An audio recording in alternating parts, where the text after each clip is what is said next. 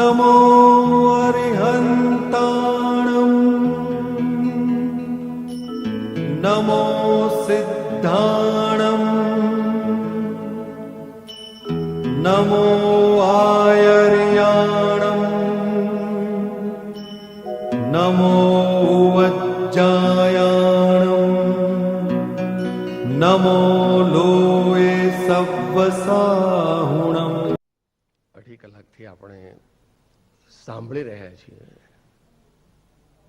હવે કંઈક subjective participation કરીએ, આપણા આત્માને જગાડીએ. ધૂન બોલીશું. આત્મ ભાવન ભાવતા જીવ લહે કેવળ જ્ઞાન રે,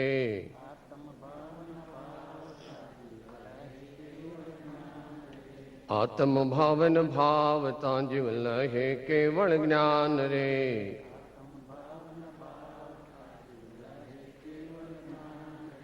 આત્મ ભાવન ભાવતા જીવ લહે કેવળ જ્ઞાન રે,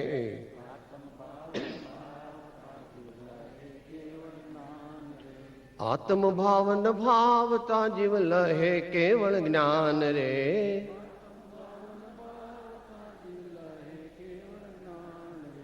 આત્મ ભાવન ભાવતા જીવ લહે કેવળ જ્ઞાન રે.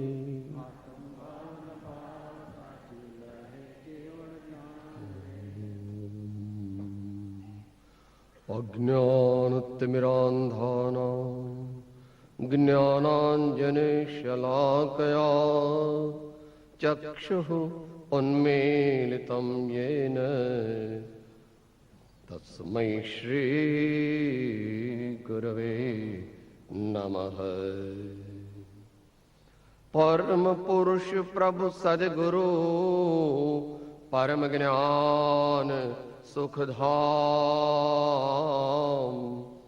જેણે આપ્યું ભાન નિજે તેને સદા પ્રણામ, તેને સદા પ્રણામ.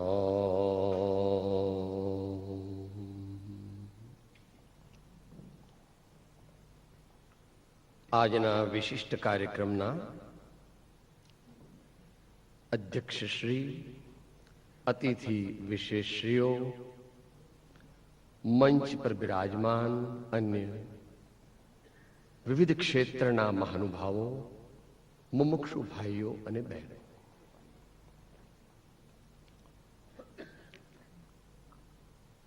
પરમ કૃપાળુદેવ વિશે, એમના જીવન વિશે આપણે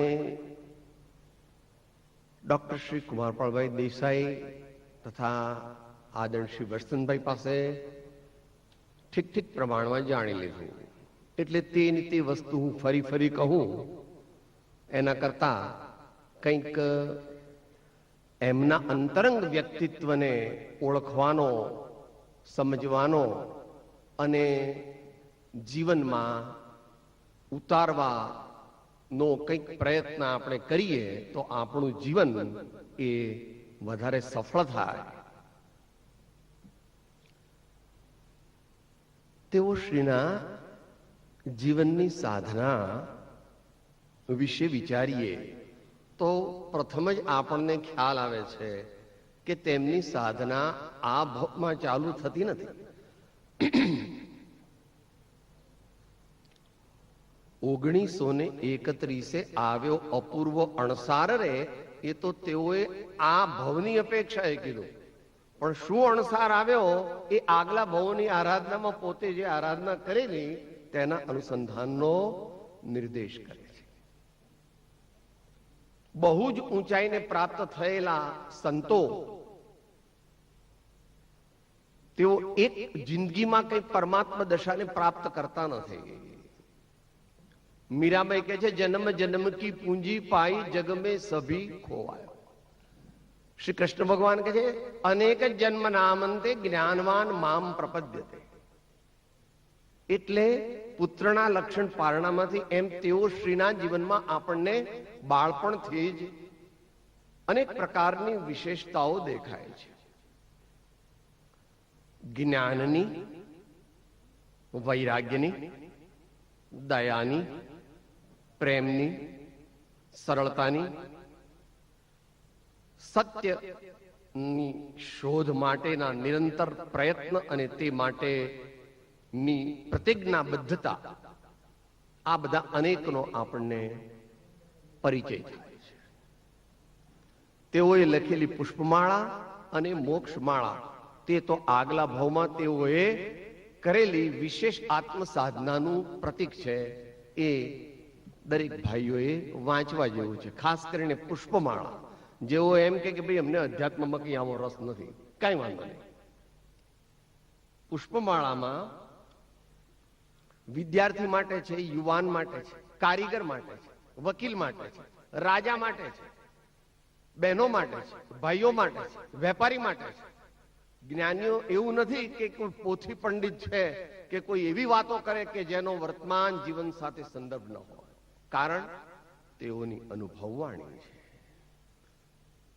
They speak from their life, not what they have memorized by reading some books. આ તેઓની વિશેષતા છે.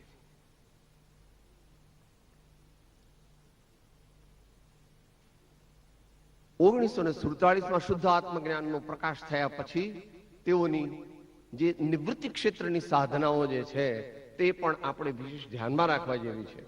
બધા એમ જ માને છે કે કૃપાળુદેવ કાયમ દુકાનમાં બેસતા અને એમની જિંદગી એમણે એ રીતે પૂરી કરી નાખી. તો એવું છે નહીં. એમના ઇતિહાસને પૂરો જાણ્યો નથી. માટે જીવન ચરિત્ર વાંચીએ ડિટેલ્સ તો ખબર પડે કે તેઓ ઉત્તરસન્નામાં કેટલું રહેતા, ઈડરમાં કેટલું રહેતા, વસોમાં કેટલું રહેતા, બોરસદમાં કેટલું રહેતા, ખંભાતમાં કેટલું રહેતા, રાળજમાં કેટલું રહેતા, એ બધો આપણને ખ્યાલ આવે.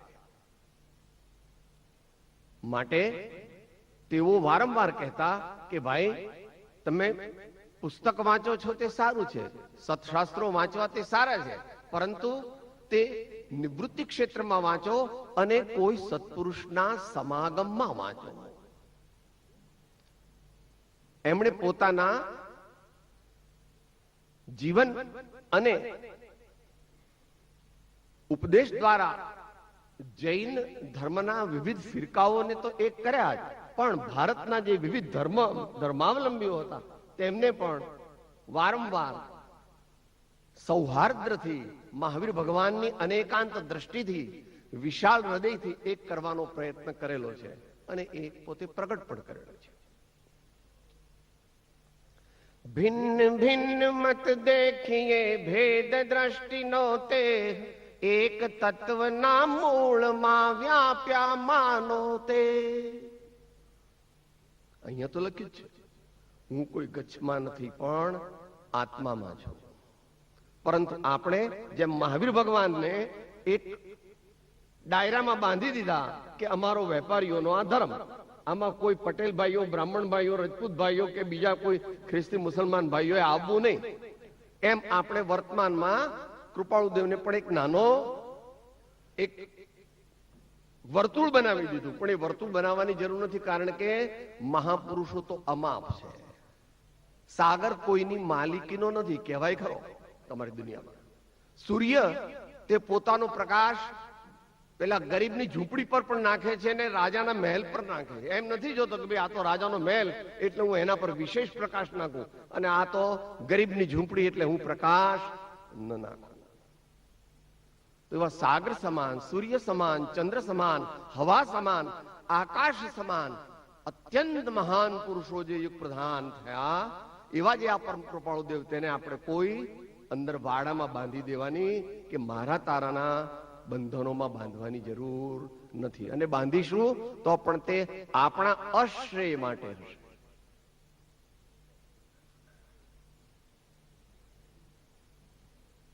તે વખતના પ્રવર્તમાન જૈન સમાજને તેઓએ કેવી રીતે થોડો જગાડ્યો એ વિશે એક કાવ્ય સહજાનંદજી મહારાજે લખેલું છે. એની એક બે કડી વાંચું છું. કણી કાળે આ જંબુ ભરતે, દેહ ધર્યો નિજ પરહિત શરતે, ટાળ્યું ઘોર અંધારું રે કૃપાળુ દેવ, સફળ થયો ભવ મારો રે કૃપાળુ દેવ. ધર્મ ઢોંગને દૂર હઠાવી આત્મધર્મની જ્યોત જગાવે કર્યું ચેતન જડ ન્યારો રે કૃપાળુ દેવ. આગળ વિદ્વાન વક્તાઓએ કહ્યું, મહાપુરુષોનું જીવન જે છે તે સર્વ મનુષ્યોને કંઈક ને કંઈક રીતે ઉપકારી થાય એ માટે છે. કારણ કે એમના જીવનમાં સ્વાર્થ નથી, સેલ્ફિશ મોટિવ નથી, નિસ્પૃહતા છે.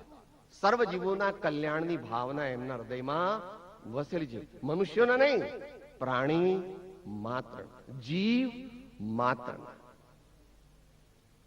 અને એટલે તેઓએ આત્મજ્ઞાનને આગળ કરીને ઉપદેશ કર્યો. ભારતીય સંસ્કૃતિનો પ્રાણ તે સાચા હુંની ઓળખાણ છે. અને સાચા હુંની ઓળખાણ માટે ઉપાસનાની જરૂર છે, જ્ઞાનની જરૂર છે, વૈરાગ્યની જરૂર છે, ભક્તિની જરૂર છે, સમય કાઢવાની જરૂર છે. પોતાનું ધીમે ધીમે સર્વસ્વ સમર્પણ કરવાની ભાવના હોય તો જ આત્મજ્ઞાન થાય.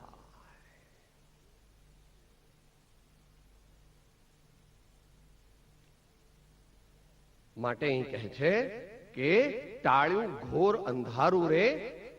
માત્ર પોતાનો સંપ્રદાય ભલે હોય પણ એ પોતાના સંપ્રદાયની ક્રિયાને જ ધર્મ માનવો, બાહ્ય ક્રિયાને, અને તત્વને જાણવું નહીં, આત્માને આગળ કરવો નહીં. અહીંયા ચાંદલો કરીએ તો મોક્ષ થાય, અથવા આવા કપડા પહેરીએ તો મોક્ષ થાય, અથવા આવા કપડા કાઢીએ તો મોક્ષ થાય, અથવા આ જ શાસ્ત્ર વાંચો તો મોક્ષ થાય, એવું જ્ઞાનીઓ કહેતા નહીં. શું કહે છે એ આપણે 5-7 મિનિટ પછી અંત મંગળ તરફ જયારે જઈશું ત્યારે વિચારીશું. કારણ કે એમના શબ્દોમાં સમજીશું તો આપણને વધારે હિતકારી થશે.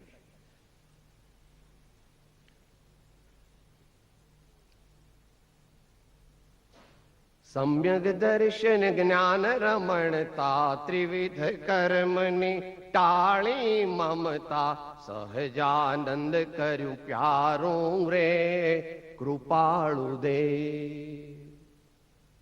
ભગવાન મહાવીર નું સૌથી વધારે માન્ય શાસ્ત્ર તત્વાર્થ સૂત્ર કહેવાય છે. એના પહેલા અધ્યાયનું પહેલું સૂત્ર છે.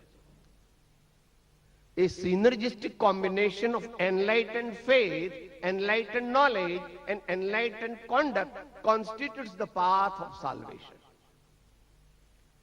કોઈ એક બાજુ આપણે ઢળી જઈએ છીએ, કાં તો એકલી ભક્તિ જ કરીએ છીએ પણ સમજ્યા વગર, કાં તો એકલું જ્ઞાન ને લેક્ચરબાજી કરીએ છીએ પણ અંદરમાં ભાવ ભાસતો નથી, અથવા કોઈ એવી ક્રિયા કર્યા કરીએ છીએ જેનો આપણા જીવનના ઉત્કર્ષ સાથે સંબંધ નથી.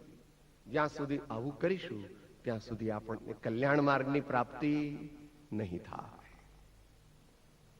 એટલી વાત અહીં કરી અને હવે કૃપાળુદેવના શબ્દોમાં જ આપણે એમનો સંદેશ અને એમની આજ્ઞા સમજીએ ટૂંકમાં. પત્રાંક 301 છે. જગત આત્મરૂપ માનવામાં આવે, જે થાય તે યોગ્ય જ માનવામાં આવે, પરના દોષ જોવામાં ન આવે અને પોતાના ગુણોનું ઉત્કૃષ્ટપણું પણ સહન કરવામાં આવે. આ 4 આજ્ઞાઓ છે. જગત આત્મરૂપ માનવામાં આવે. થોડું અઘરું છે ભલે, પણ આપણે આ કર્યા વિના આપણું કલ્યાણ નથી. આપણે શેઠ સાથે કેમ વર્તીએ છીએ એ અગત્યનું નથી. આપણે નોકર સાથે કેવી રીતે વર્તીએ છીએ, રસોઈયા સાથે કેવી રીતે વર્તીએ છીએ, ડ્રાઈવર સાથે કેવી રીતે વર્તીએ છીએ, ચોકીદાર સાથે કેવી રીતે વર્તીએ છીએ, નાના બાળક સાથે કેવી રીતે વર્તીએ છીએ, કોઈ ભીખ માંગવા આવે તો દુકાન પર કે પેઢીમાં એ માણસ સાથે કેવી રીતે વર્તીએ છીએ, એના પરથી આપણા વ્યક્તિત્વ ની ચકાસણી થાય છે. સૌમાં રામ, સૌમાં આત્મા. જેવો મારો આત્મા તેવો આ આત્મા, આ આત્મા, આ આત્મા, આ આત્મા. આવો એક આપણે પ્રયોગ કરવો પડશે જીવનમાં, એને અનુરૂપ વર્તન કરવું પડશે. જે થાય તે યોગ્ય જ માનવામાં આવે. અત્યારને લાઈફમાં શું છે, જિંદગીમાં સાહેબ ટેન્શન બહુ છે. સાહેબ ટેન્શન શું થશે, શું થશે, આમ થઈ જશે, આમ થઈ જશે. સત્ય સમજવું, જેહના ભાગ્યમાં જેહને જે લખ્યું તેહને તે સમય તે જ પહોંચે. તારું કર્તૃત્વ મટાડી દે, ભગવાન અને સદગુરુને શરણે જા, અને જે પણ કઈ બની આવે, સારું નરસું, સુખ દુઃખ, માન અપમાન, ગમે તે લાભ હાનિ, એમાં try to practice the sublime virtue of equanimity. Take the life as it comes spontaneously. Don't complain. Don't complain. દુઃખ તો છે જ, સંસારમાં દુઃખ તો છે, પણ આપણે એને વિધેયાત્મક રીતે લેવું કે મારે ફરિયાદ કરવી નથી. જે છે એમાં મારે એનો પ્રેક્ટિકલ વે મહાપુરુષો કહે છે, adapt, adjust, accommodate and let go. Adapt, adjust, accommodate and let go. એ બીજી વાત કહી એમણે. ત્રીજી વાત કહે છે, પરના દોષ જોવામાં ન આવે. કળિયુગ છે, આપણે બધા અનેક દુર્ગુણોથી ભરેલા છીએ. આપણને આપણા દુર્ગુણો દેખાય નહીં, પણ છે. જો ન હોય તો આપણે પરમાત્મા થઈ જઈએ. માટે બીજાના દોષ દેખાઈ જાય, પણ એ પ્રત્યે આપણે એનું ઢંઢેરો પીટવો નહીં, એને પબ્લિસાઇઝ કરવા નહીં, કે બીજાઓને એ કહેવા નહીં. પોતાના ગુણોનું ઉત્કૃષ્ટપણું પણ સહન કરવામાં આવે.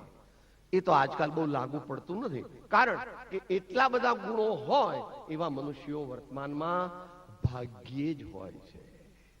એટલે પોતાનામાં જે ગુણો પ્રત્યા હોય તે પચાવવા જોઈએ. નદીમાં પૂર આવે પણ સાગરમાં પૂર આવે નહીં, સમુદ્રમાં પૂર આવે નહીં.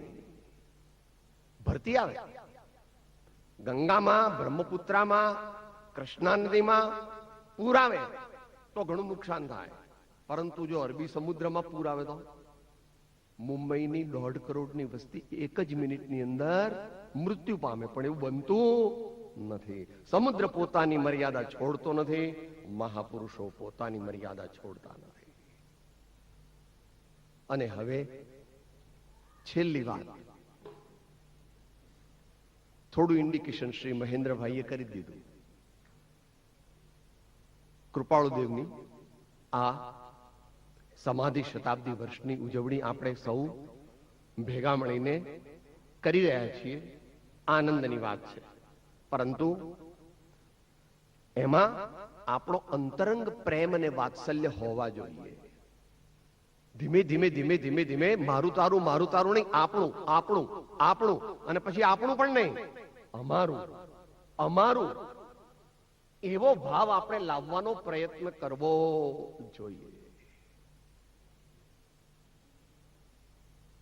તો આ ઉજવણી, આ મહોત્સવ એ ક્યારે સાર્થક થયો કહેવાય?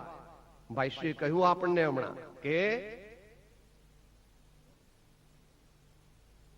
तैयार हो जाओ, 2-3 नौजवान और 2-3 नव युवतियां जो कि अपना जीवन श्रीमद राजचंद्र और उपलक्ष्य से भारतीय संस्कृति के आध्यात्मिक मूल्यों को आगे बढ़ाने के लिए अपना जीवन समर्पण करें.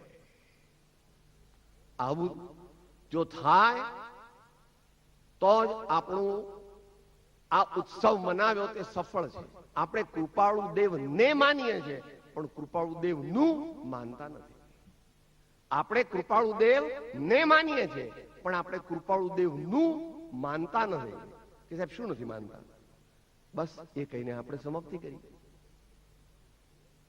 એમણે આત્મજ્ઞાનને આગળ રાખ્યું અને આપણને પણ એમ કહ્યું કે તમે બધા રે આત્મતારો શીઘ્ર એને ઓળખો, સર્વાત્મમાં સમદ્રષ્ટિ દો, આ વચનને હૃદયે લખો.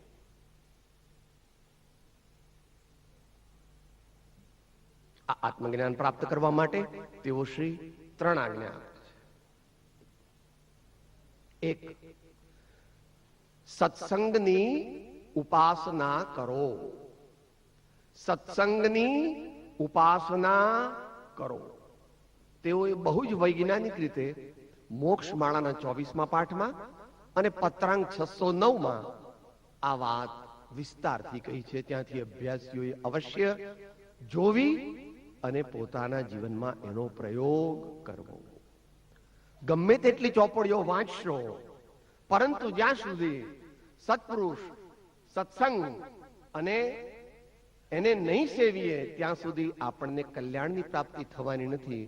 એવું શ્રીમદ રાજચંદ્રજીના વચનામૃતનો એક જ અક્ષરમાં જો કોઈ સાર હોય તો તેઓએ 76માં આંકમાં એ કહ્યું છે, કોઈ એક સત્પુરુષને શોધો વગેરે. તો પહેલી વાત છે સત્સંગની ઉપાસના કરવી. બીજી વાત, કળિયુગ છે એટલે સત્સંગ મળવો દુર્લભ છે. વળી તું કહે છે મારે મરવાનો ટાઈમ નથી ને તમે સત્સંગ કરવાનું કહો છો. તો જ્ઞાનીઓ કહે છે ભાઈ તો પણ કરજે.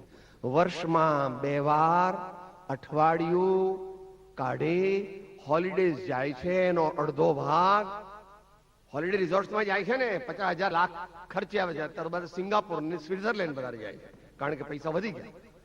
અહીંયા ક્યાં મહાબળેશ્વર કે સિમલા જાય તો 50,000 લાખ 2 લાખમાં પતી જાય. પણ એને શું કેટલા ખર્ચવાના છે? 20 લાખ. તો એ તો કઈ ઇન્ડિયામાં ન ખર્ચાય, એટલે એને સ્વિટ્ઝરલેન્ડ જાય કે એવી કોઈ જગ્યાએ જાય તો, સિંગાપુર જાય તો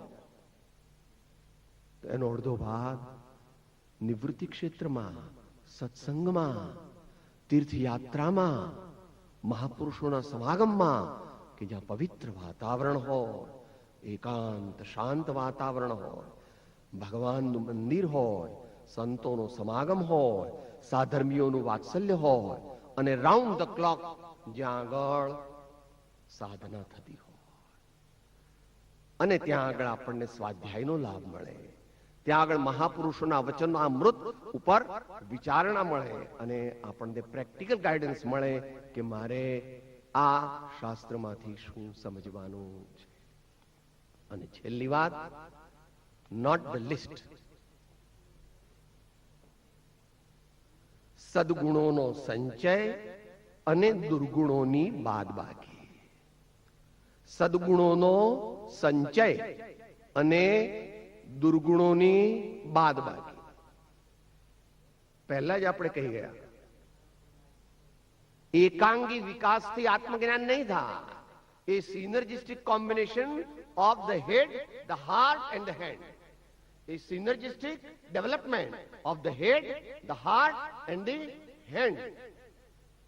હૃદય અને આપણો આચાર સંહિતા, ડે ટુ ડે લાઈફ, સર્વ જીવો સાથેનો આપણો વર્તાવ કેવો છે, એ માટે સરળતા, એ માટે સત્ય, એ માટે ભક્તિ, એ માટે પ્રેમ, એ માટે વિનય, એ માટે વિવેક, એ માટે જ્ઞાની ભગવંતોએ કહેલા ગુણોને આપણે આપણા જીવનમાં ઉતારીએ. આ ત્રણેય વાત પરમ કૃપાળુ દેવે પત્રાંક 860માં કહી છે. છેલ્લા મુદ્દાનું શીર્ષક તેઓ શ્રી આપે છે, ગુણ જિજ્ઞાસા. બસ, તો આપણો સમય અને વક્તવ્યને સંક્ષેપીએ.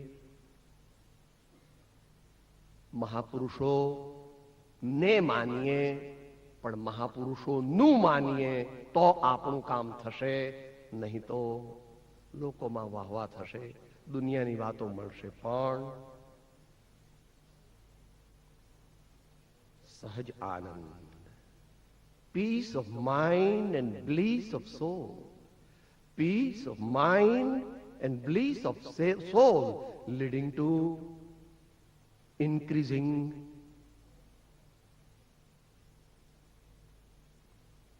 strength of the soul and eventually leading to salvation. પરમાત્મા આપણને શક્તિ આપે, કૃપાળુદેવ આપણને આશીર્વાદ આપે, સર્વ સંતો આપણને સદભાવના આપે કે આપણે આપણા જીવનને મહાપુરુષોના માર્ગે ચાલી તેમના જેવું ન બનાવી શકીએ તો તેમના અંશોને ઘણા અંશે પ્રગટ કરી આપણે પ્રેમ, શાંતિ, સરળતા, આત્મજ્ઞાન અને આત્મસમાધિને પામીએ એવી પ્રભુ આપણને શક્તિ આપો. એ જ પ્રાર્થના સાથે આપ સૌને મળવાનો ખૂબ આનંદ થયો. પરંતુ આપણે એમના માર્ગે ચાલીશું તો વિશેષ આનંદ થશે. પરમ કૃપાળો દેવ કી જય, મહાવીર સ્વામી ભગવાન કી, સબ સંતન કી જય. આનંદ. ઓમ.